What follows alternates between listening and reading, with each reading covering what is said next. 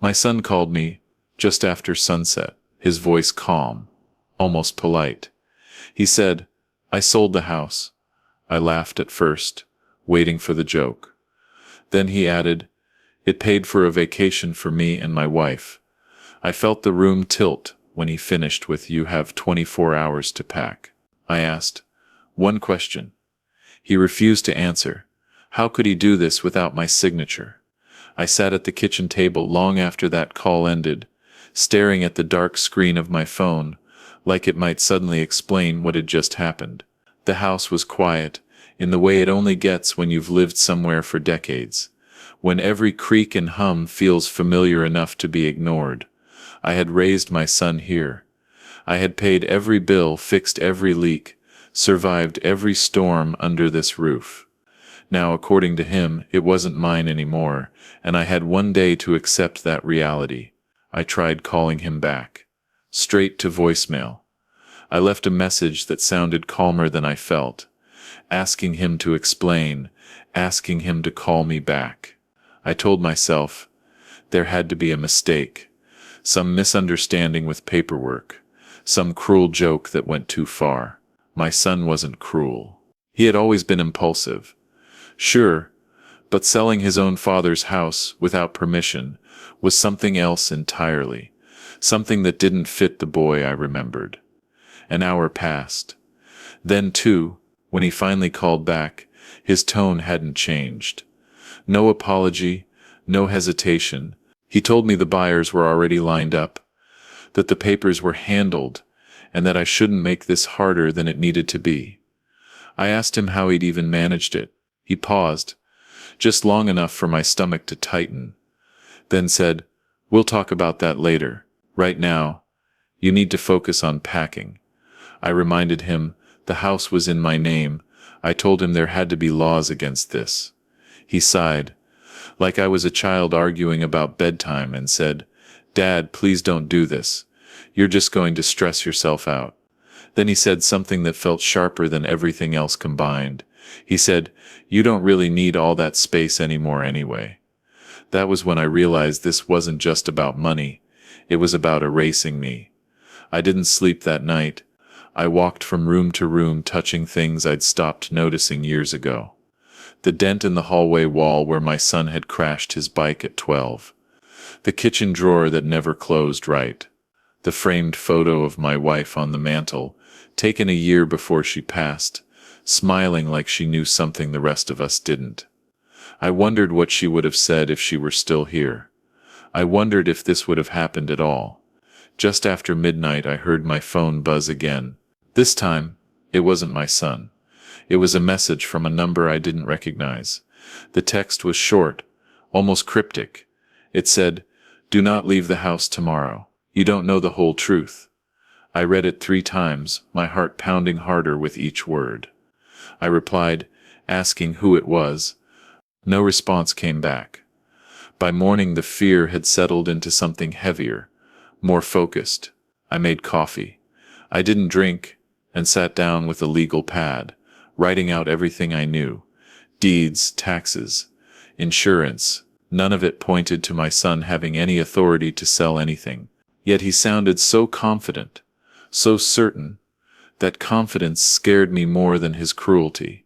It meant someone had told him he could do this, or worse, shown him how. At 9 sharp, there was a knock at the door. I opened it to find a woman in her 30s, well-dressed, holding a folder against her chest. She introduced herself as a representative for the buyers. She said they were excited about the property, and wanted to confirm I'd be out by the next afternoon. I told her she was mistaken, that I hadn't agreed to any sale. She frowned, flipped through her folder, and said my son's name. She said, "He assured us you were aware." I felt something snap. Then, I told her to leave. She hesitated, then said quietly, "Sir, there's a notarized authorization on file." She didn't show it to me. She didn't need to. The damage was already done. After she left, I locked the door and leaned against it, trying to breathe through the rising panic. A notarized authorization meant someone had impersonated me, or I'd been forged, or something even worse. I drove straight to my son's house. His car wasn't there, but his wife's was. She answered the door, surprised to see me, then guarded when she realized why I was there. I asked her how long they'd planned this. She crossed her arms and said, "You're overreacting. This is temporary." I asked her what that meant. She looked away and said, "We needed the money now. We'll help you later." That word, later, echoed in my head like a threat. When my son finally came home, he didn't invite me in.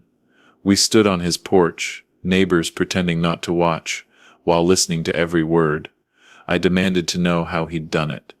He admitted he'd used a power of attorney I didn't remember signing. He said it was from years ago when my wife was sick, when I trusted him to help with paperwork. I told him I'd never given him permission to sell the house. He shrugged and said, "It didn't say I couldn't." I told him I was calling a lawyer. He smiled, just a little, and said, "You can try." Then he leaned closer and lowered his voice. He said, "Dad, if you fight this, things are going to get very uncomfortable for you." I asked him what that meant. He didn't answer. He just went inside and shut the door, leaving me standing there with a new fear settling in. Because suddenly, losing the house felt like only the beginning.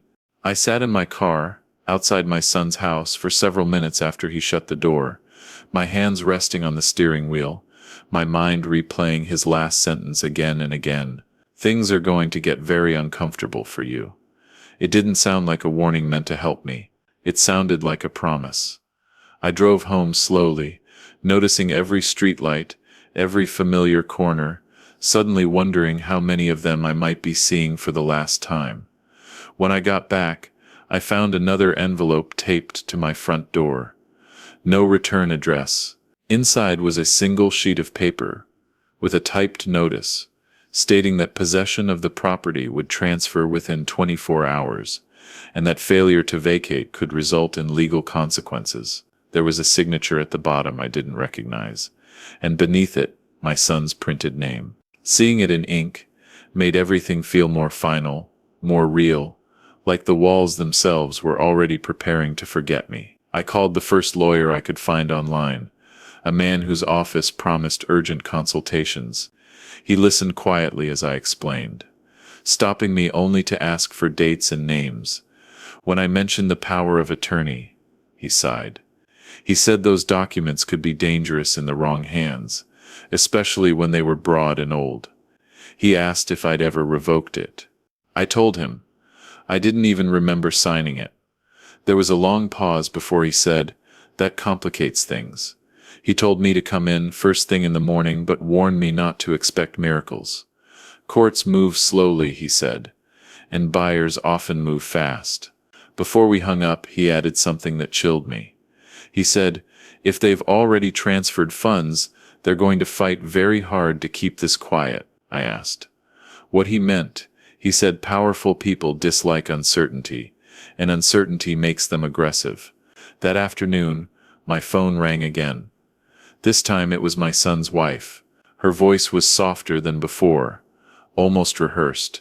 She said she'd been thinking and wanted to help me transition. She offered to let me stay in their guest room for a few weeks, until I figured things out. I asked her if that offer came with conditions. She hesitated, then said, "We just don't want drama." I told her I didn't want charity from people who stole my home. She hung up without another word. An hour later, the same unknown number texted me again. "They lied to you about the document." That was all it said. I replied immediately, asking who they were and how they knew. Minutes passed. Then another message appeared. "Check the date. Check who notarized it." My heart raced. I pulled out the old file box from my closet, the one I hadn't opened since my wife died, and started digging through years of paperwork. It took nearly an hour to find the power of attorney. The date caught my eye right away. It was dated 3 months after my wife passed, not during her illness like my son claimed. I remembered that time clearly. I'd been barely functioning, lost in grief, signing forms without reading them. But something else stood out. The notary stamp listed a name I didn't recognize, from a town I'd never visited. I searched the notary's name online. My hands trembled as the results loaded. The first link was a disciplinary notice from the state. The notary's license had been revoked 2 years ago for fraud. I sat back, stunned. If this document had been notarized by someone fraudulent, then maybe it wasn't valid at all. Maybe my son knew that. Maybe he was counting on me not noticing until it was too late. Before I could process that hope, there was a loud knock at the door. 2 men stood outside, both wearing jackets with the same real estate company logo. One of them smiled professionally and said they were there to do a final walkthrough. I told them they were trespassing. The smile faded. The other man said they had legal clearance. He added, "We don't want this to get messy." I told them to leave or I'd call the police. They exchanged a glance, then one of them said something that made my stomach drop. He said, "Sir, we were told you can be difficult." I asked, "Who told them that?" He didn't answer directly. He just said, "Your son seems very sure of himself." When they finally left, I locked every door and window, suddenly aware of how fragile locks really are.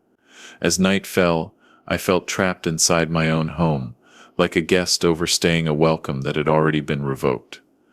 I sat in the living room with the lights off, listening to cars pass, wondering who else knew my situation. I thought about the buyers, the lawyer, my son, his wife, and the stranger texting me warnings. None of them felt safe. None of them felt honest. Just before midnight, my phone rang again. This time, it was a blocked number. I almost didn't answer, but something told me I needed to hear this. A man's voice came through, low and urgent. He said, "You don't know me, but your son is in deeper trouble than you realize." I asked him what he meant. He said, "The house sale isn't about a vacation." Then he added, "If you leave tomorrow, you may never get the truth." I didn't hang up right away. I stood there in the dark, phone pressed to my ear, waiting for the man to say more. When he didn't, I asked who he was. He said he couldn't tell me that yet, only that he'd worked with my son briefly and walked away when things started feeling wrong. He told me the money from the house hadn't gone where my son claimed it had. He said the vacation story was a cover, a simple lie meant to keep me confused and compliant. Then the line went dead. I sat down on the couch, my legs suddenly weak, and tried to connect the pieces. If the house wasn't sold for a trip, then where did the money go? Why rush me out in 24 hours? Why threaten discomfort, instead of just letting lawyers handle it? The stranger's warning echoed in my head, louder now than my son's voice had been. "If you leave tomorrow, you may never get the truth." That didn't sound like advice. It sounded like regret. I barely slept. Every time I closed my eyes, I imagined movers showing up unannounced, police knocking, locks being changed while I stood helpless on the sidewalk. Just before dawn, my phone buzzed again. It was the same unknown number from the texts. This time there was a single message. "Meet me at the courthouse parking lot at 9. Come alone." I stared at it, weighing fear against the need to understand what was happening to my life. At 9 sharp, I pulled into the courthouse lot and parked near the back. A man in his 40s approached slowly, hands visible, like he didn't want to startle me. He introduced himself only by his first name and said he used to do contract work for a private lender. He said my son and his wife had come to them months ago, desperate for fast cash, offering the house as collateral. I told him the house wasn't theirs. He nodded and said, "That's where it gets messy." He explained that the power of attorney was the key. With it, my son had been able to move money, sign documents, and make promises he never intended to keep. The lender knew the risk but didn't care. High interest, short deadlines, aggressive enforcement. I asked where the money was now.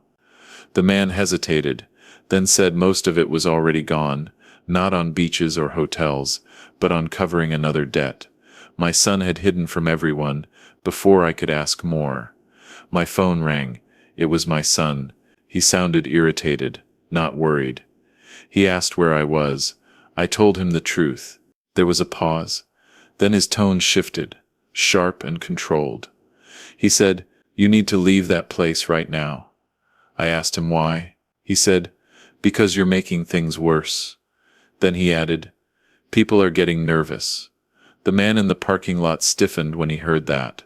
He said I should go home and not let anyone inside, no matter what they said. He told me the lender had a reputation for pushing people out quietly when deals went bad. I asked him why he was helping me. He said he'd seen too many families ruined and didn't want this one on his conscience. Then he walked away, leaving me with more fear than answers. When I got home, there was a black SUV parked across the street that I didn't recognize. It stayed there as I pulled into my driveway. I watched from my window as someone inside made a call, then drove off slowly. Minutes later, my son's wife showed up, pounding on the door, saying we needed to talk. I didn't open it. I told her to leave through the door. She said I was embarrassing them and that I didn't understand how bad this could get. I told her I knew about the lender. Silence followed. Then she said something that made my blood run cold. She said, "If you don't leave tonight, they'll take it out on us." I asked who they were. She shook her head and said she'd already said too much. Before she left, she told me to pack only what I needed, like she was warning me about a storm. That evening, my lawyer called back. He'd reviewed the notary issue and said it could invalidate the power of attorney, but proving fraud would take time I didn't have. He advised me not to leave the house voluntarily. He said possession mattered, especially if things turned ugly. I asked him what ugly meant. He said sometimes pressure isn't legal. It's personal. As night fell again, I realized how alone I was. My son, my only child, had put me in danger without hesitation. The house felt smaller now, less protective. Just before midnight, the power went out. No lights, no hum of appliances, just silence. My phone buzzed once more with a message from an unknown number. "They're coming sooner than planned. Lock everything." The house went completely still when the power cut out, the kind of silence that makes every breath sound too loud. I stood in the living room with my phone in my hand, rereading that last message until the words blurred. "They're coming sooner than planned. Lock everything." I moved through the house on instinct, checking doors, windows, the back entrance I rarely used. Everything was already locked, but that didn't bring any comfort. Locks only work when the people on the other side respect them. I tried calling the number back. Straight to voicemail. No name, no greeting.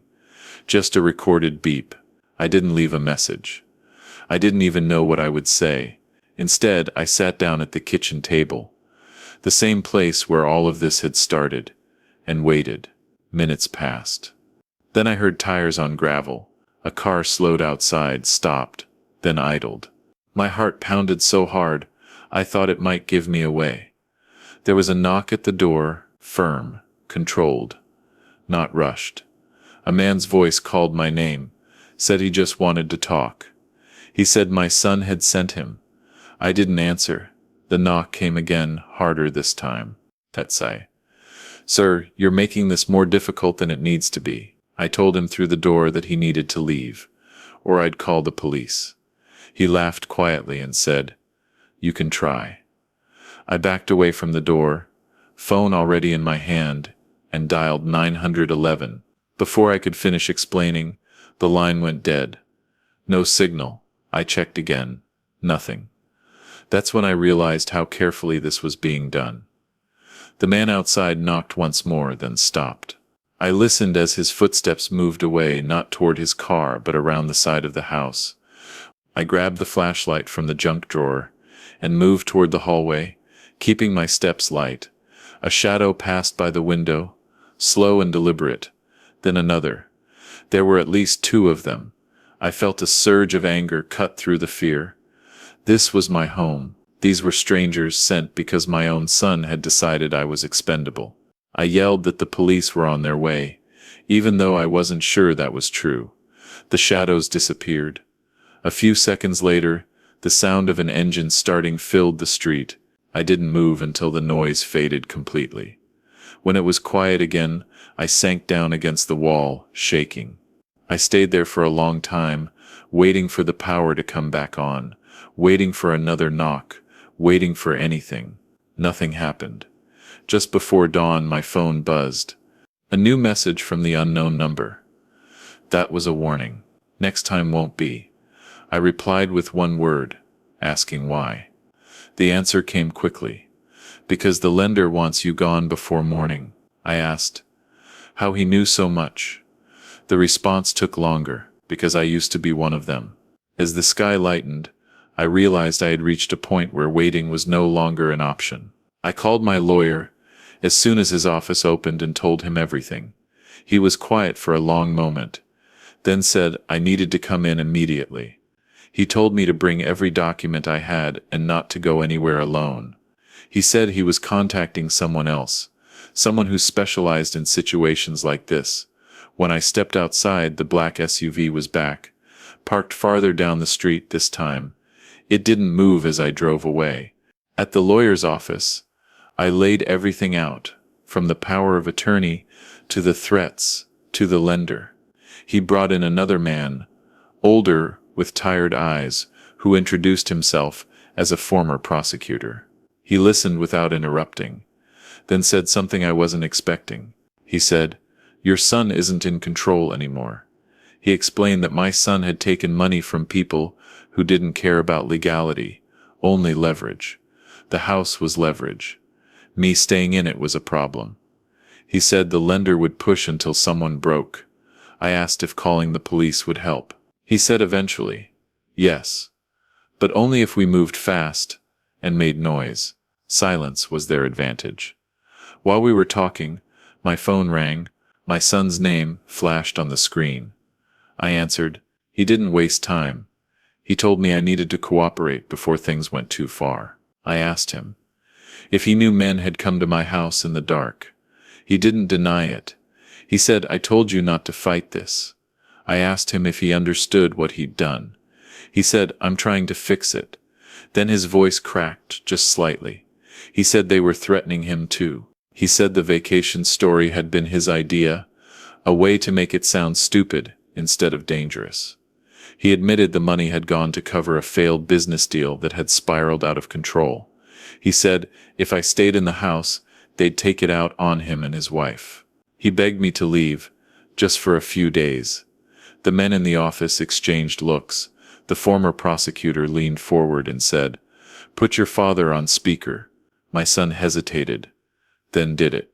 The man introduced himself and told my son he needed to stop communicating with the lender immediately. He told him threats and intimidation were crimes. My son laughed bitterly and said, "You think they care?" Then the line went dead. The prosecutor turned to me and said, "This just got worse." He said the lender had likely decided to force the issue. He asked me if there was anywhere safe I could go. I thought of my house, empty and dark, waiting for me. I thought of my son trapped by his own choices. I said no. He nodded and said, "Then we protect you where you are." But even as he said it, my phone buzzed again with a final message. "You should not go back home today." The words on my screen felt heavier than everything that had come before. You should not go back home today. I looked up at the two men in the office, wondering how a life could unravel this far without ever making the evening news. The former prosecutor asked who the message was from.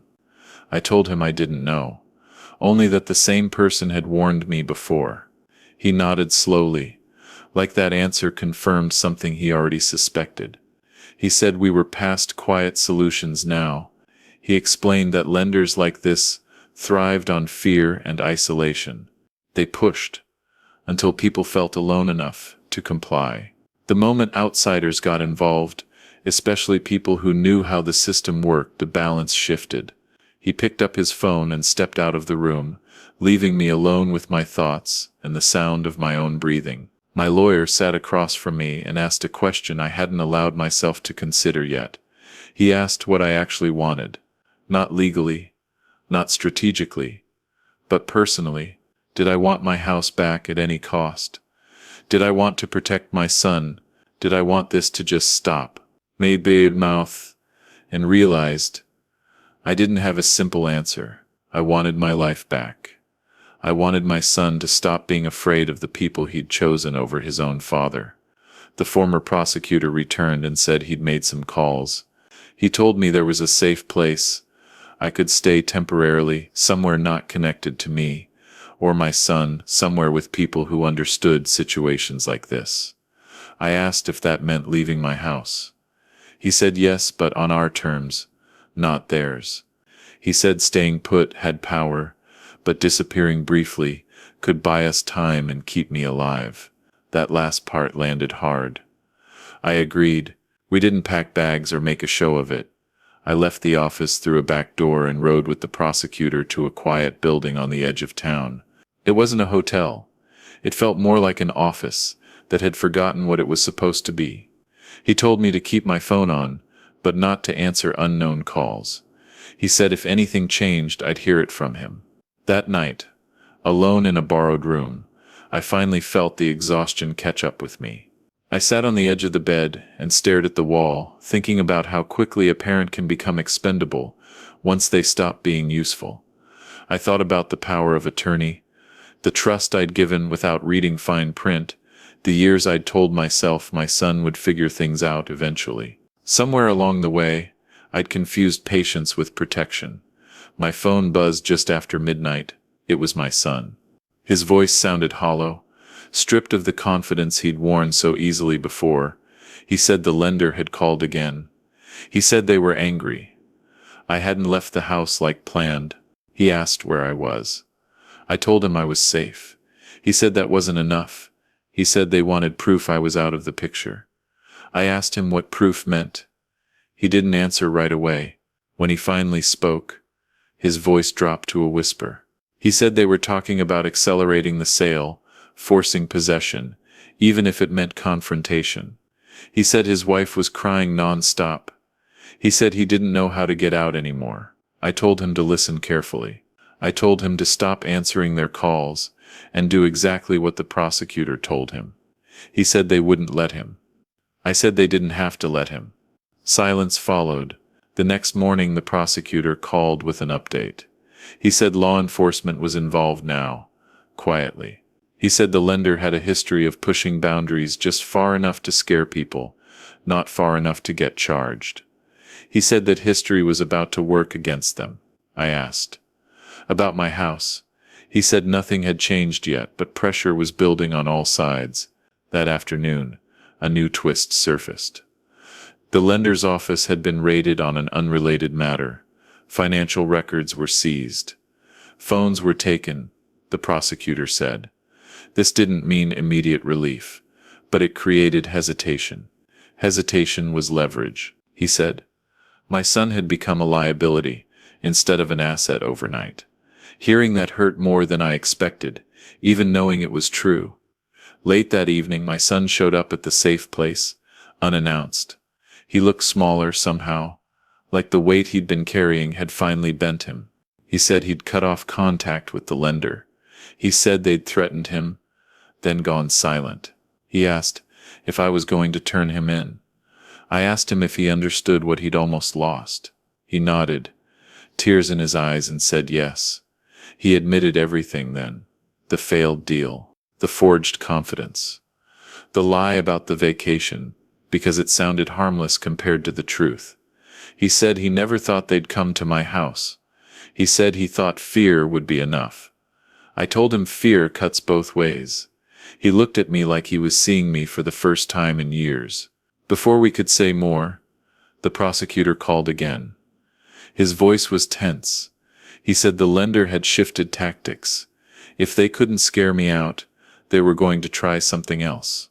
Something legal on paper, but brutal in practice. He said, they're going after the house through the courts first thing in the morning. Then he added, and they're naming you and your son together. The words naming you and your son together echoed in my head long after the call ended. I looked at my son sitting across from me. His shoulders slumped, his hands clasped so tightly his knuckles had gone white. For the first time since this nightmare began, the threat wasn't aimed at just one of us. It was aimed at the relationship itself, at the last fragile thread holding us together. The prosecutor arrived within the hour. He explained that the lender planned to file an emergency civil action claiming breach, misrepresentation, and damages tied to the house. On paper, it would look clean. No threats, no intimidation, just contracts and signatures. He said the goal wasn't to win quickly. It was to bury us under pressure, fees, and fear until we gave up. I asked him what our move was. He said, "We stop reacting and start controlling the story." He laid out the plan carefully. First, we would file our own motion challenging the validity of the power of attorney, citing the fraudulent notary and the timing after my wife's death.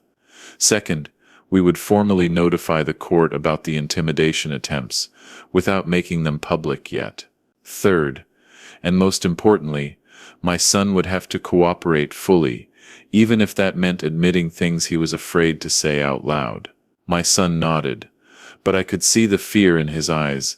That fear turned into anger on the drive back to the safe place. My son started talking fast, blaming the lender, blaming bad advice, blaming circumstances. I let him talk until he ran out of words. Then I told him something I'd been holding back.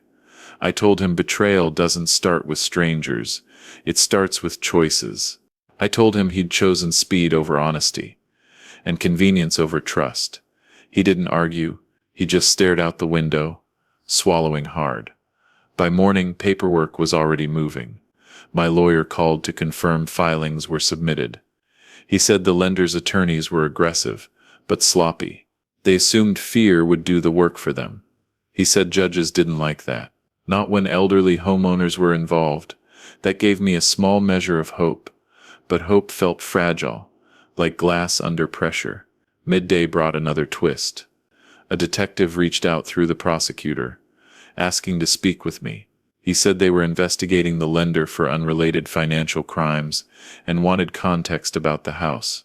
When I told him about the threats, the visits at night, and the power outage, his tone shifted. He said those details mattered more than I realized. He said intimidation tied to financial fraud could escalate things quickly, in ways lenders didn't expect. That afternoon, my son received a message from an unknown number. It was short and chilling. "You should have kept your father quiet." He showed it to me without saying a word. Seeing it in writing made something inside me harden. This wasn't just about property anymore. It was about drawing lines. I told my son to save everything, every call, every text. He nodded, finally understanding that silence only protected the wrong people. As evening approached, the prosecutor gathered us and said something that reframed everything. He said the lender didn't want the house anymore. Not really. What they wanted was leverage. And leverage only worked when someone was isolated. With lawyers, courts, and law enforcement circling, the house had become a liability. He said that meant their next move would be unpredictable. Desperate people make reckless decisions. That prediction proved accurate faster than any of us expected. Just after sunset, my lawyer called with urgency in his voice. He said an emergency hearing had been scheduled for the next morning, far sooner than expected. The lender was pushing hard, trying to force temporary possession under the claim that the property was at risk. My lawyer said it was aggressive and unusual. He said it meant they were running out of time. That night, I barely slept. I lay awake thinking about the house, about my wife, about all the years that led to this moment. I thought about how quickly authority can be abused when trust is mistaken for weakness. Somewhere between midnight and dawn, my phone buzzed again, a new message from the same unknown number. "They're losing patience. Tomorrow decides everything." The courtroom was smaller than I expected.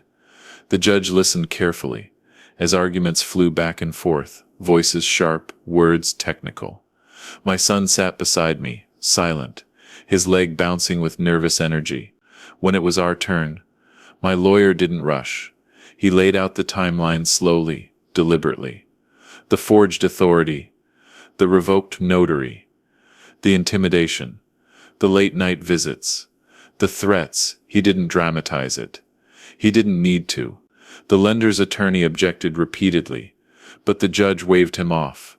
When the prosecutor submitted supporting affidavits, including references to an ongoing investigation, the room shifted. The judge leaned back, studying the lender's filings like he was seeing them for the first time. Finally, he spoke. He denied the request for possession and ordered the property frozen until a full review could be completed. Relief hit me so hard I had to grip the table. My son exhaled loudly, his face pale. Outside the courtroom, reporters were already gathering, tipped off by someone looking to apply pressure. The prosecutor pulled us aside and told us not to say a word. He said silence now worked in our favor. As we left the building, my phone buzzed one last time.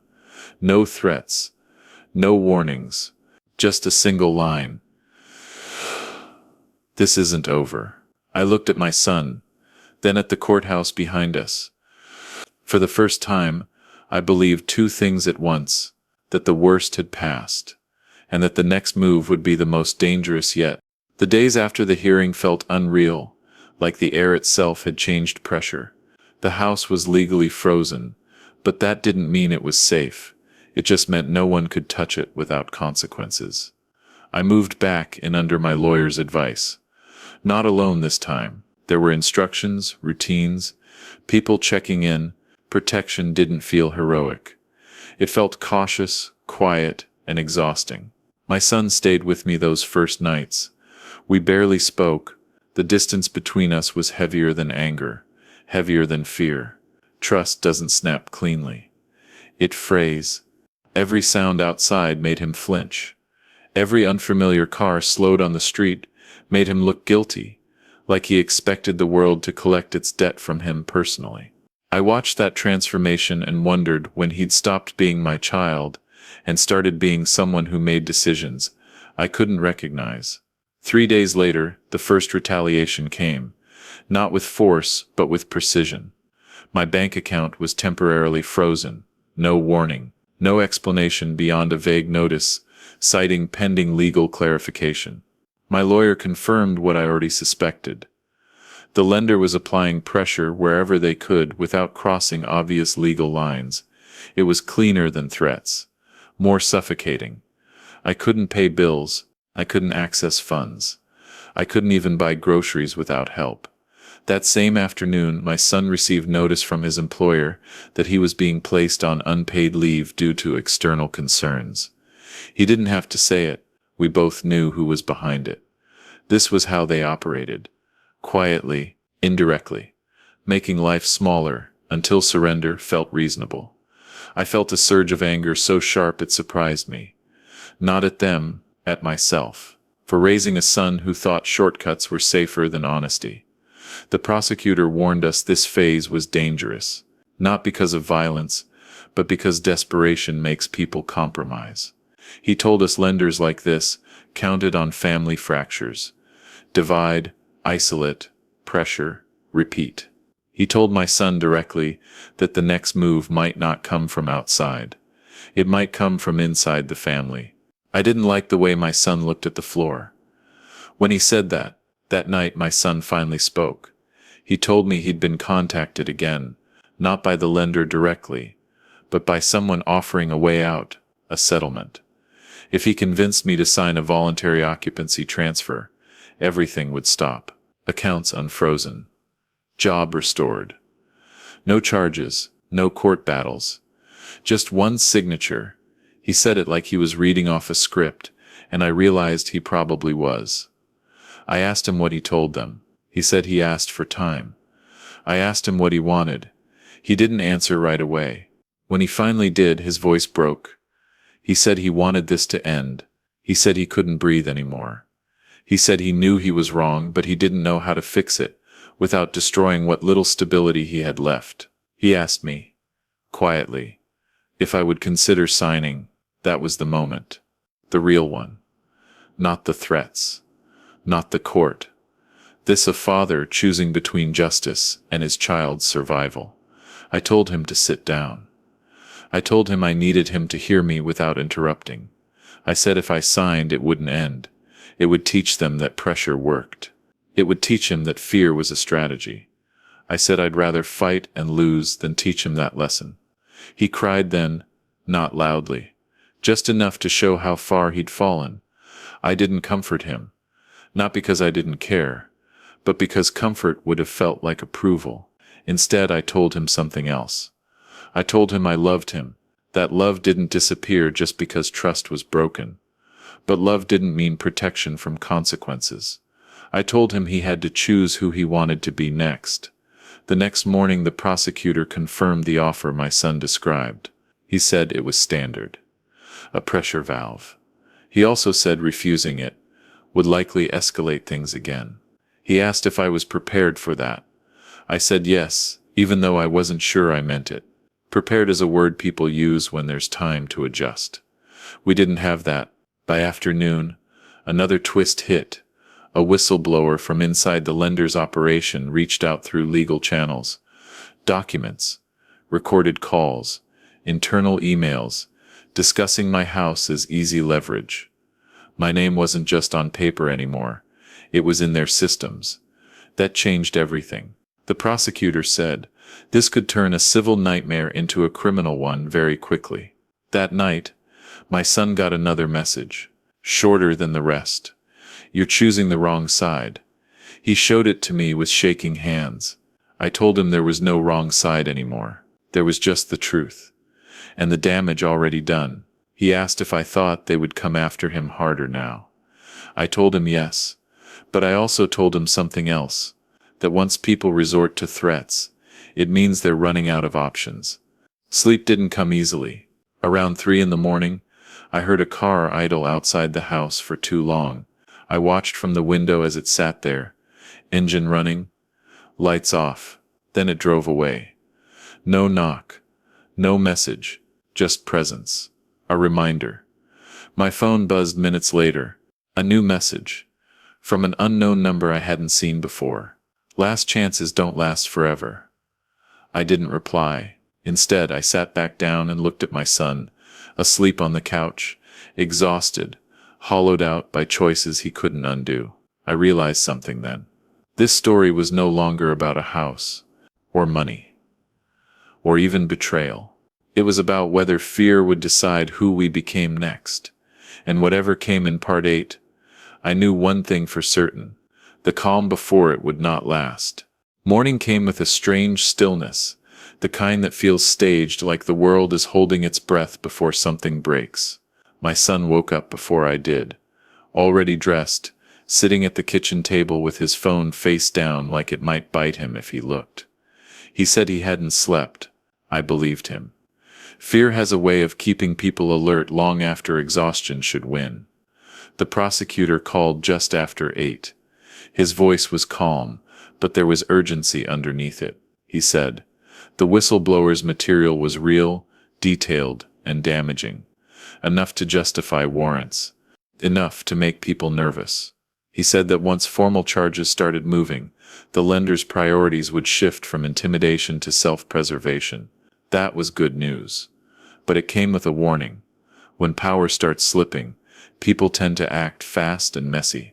By late morning, the first sign of that mess arrived. A courier showed up with documents for my son. Not threats, not offers. A civil complaint naming him personally for fraud and misrepresentation, separate from the lender's case. The timing wasn't accidental. This was pressure applied with surgical precision. Divide the family, isolate the weakest link, force a confession or a collapse. My son stared at the papers, his hands shaking, and asked me what he should do. I told him the truth. I told him he needed his own lawyer now, someone who didn't answer to me or the prosecutor. I told him this was the cost of choices, not a punishment but a process. He nodded, but I could see the panic rising. He said he felt like everyone was circling him at once. I told him they were, and that meant he mattered to the story more than he realized. Just after noon, another twist landed. The prosecutor informed us that the lender's main office had been cleared out overnight, computers gone, files missing, staff unreachable. It was a classic move, but a sloppy one. You don't erase digital footprints by running. You just confirm guilt, he said. Arrests were likely, but not immediate. He said that window, the space between exposure and enforcement, was the most volatile. That volatility made itself known an hour later when my son received a call from a number he didn't recognize. He answered without thinking. I watched his face drain of color. He put it on speaker without being asked. A man's voice filled the room, smooth and cold. He said, my son had misunderstood the situation. He said cooperation was still possible. He said mistakes could still be corrected. I asked who he was. The man ignored me. He spoke only to my son. He said the whistleblower had complicated things, but not ended them.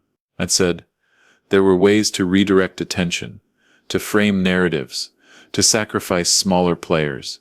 He said, your father is protected now. You are not.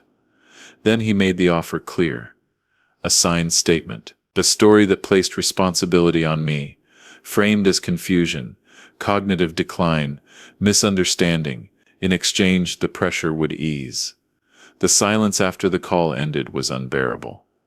My son didn't look at me. He stared at the wall, like it held answers. I asked him if he believed what they were asking him to say. He shook his head. I asked him if he was tempted anyway.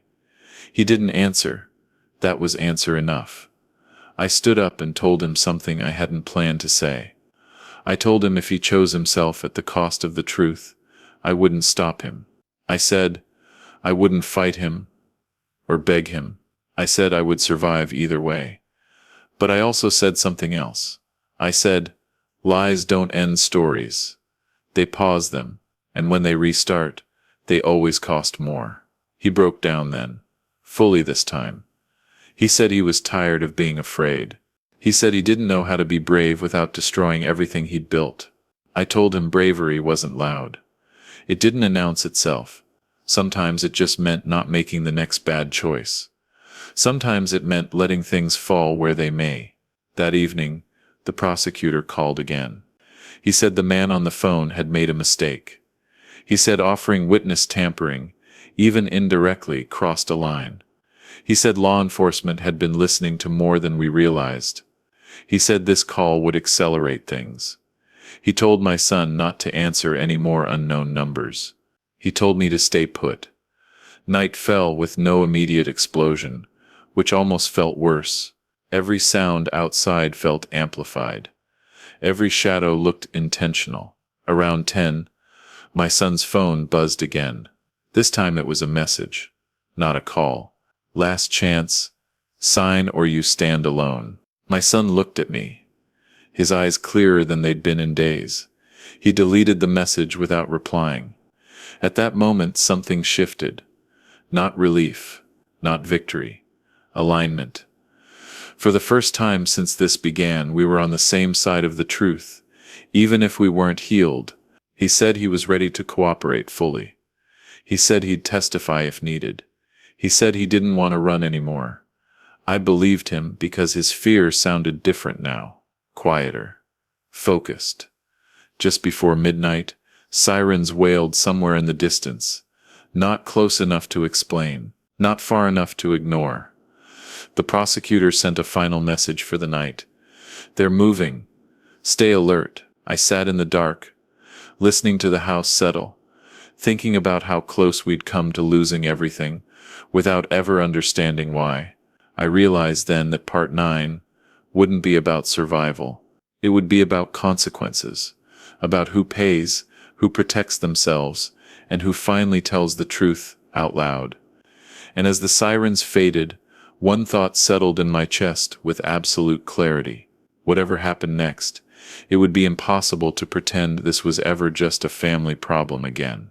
The sirens returned before dawn, closer this time, cutting through the quiet like a blade.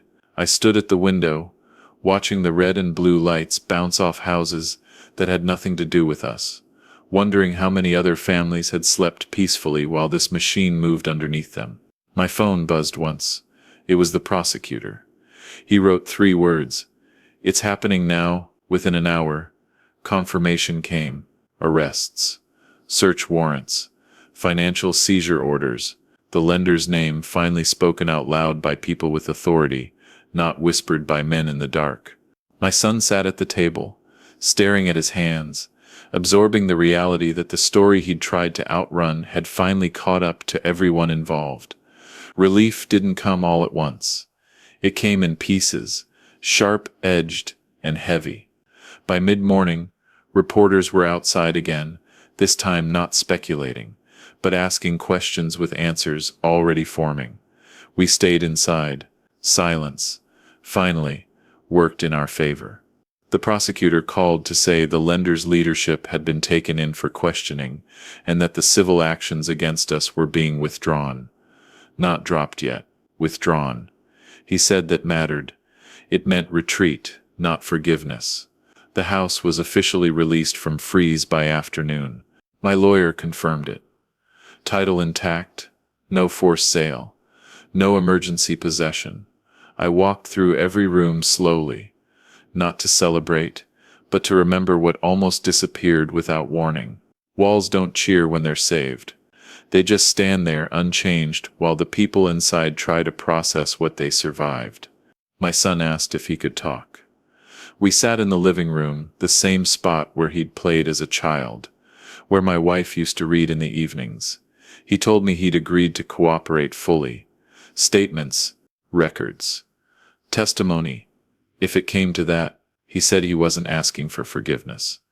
He said he knew trust didn't reset, just because danger passed. He said he only wanted to stop running. I told him something I hadn't been able to say before. I told him that betrayal hurts differently when it comes from someone you helped build. That watching your child become someone capable of erasing you is a grief that doesn't get funerals or sympathy. I told him I didn't know what our relationship would look like now. I told him it would take time, and time doesn't make promises. He nodded. He didn't argue. That mattered more than apologies. That evening the unknown number texted one final time. "You were right to stay." No signature, no explanation. I didn't reply. Some voices don't need answers. They just fade once their purpose is done. Whoever he was, he'd given warnings when silence would have been easier. That was enough. In the days that followed, the full scope came out. The lender hadn't just targeted us. There were others.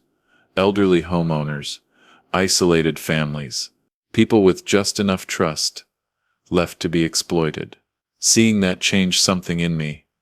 This wasn't a personal nightmare. It was a pattern, and my house had almost become another quiet statistic. The prosecutor asked if I would be willing to make a statement later, once things settled.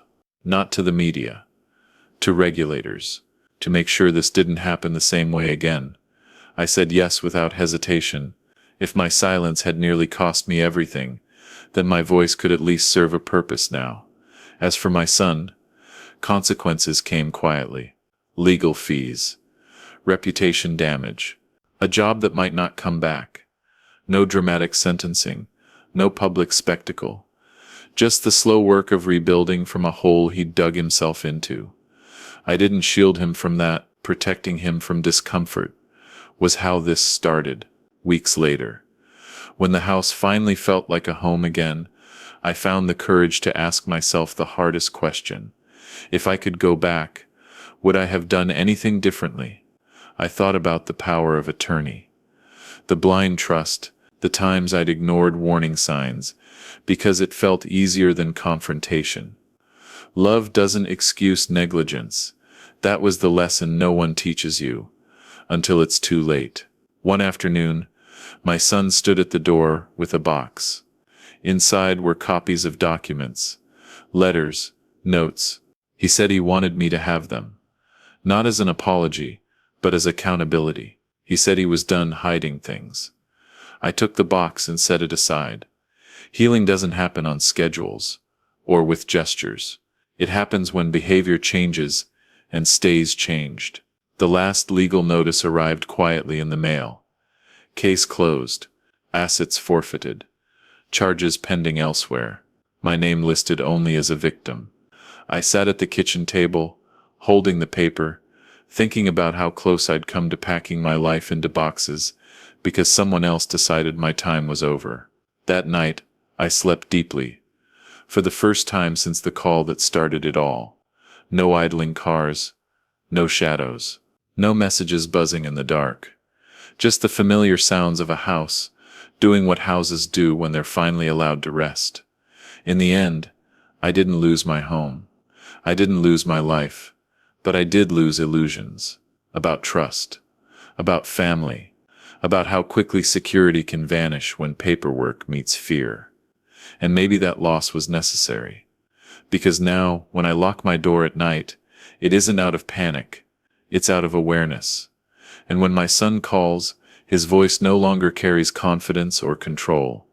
It carries honesty. Fragile. Imperfect, but real. Some stories end with revenge. This one ended with consequences. And if there's one thing I know now, it's this. The most dangerous lies aren't the ones told to strangers. They're the ones we tell ourselves about the people we love, right up until they prove us wrong.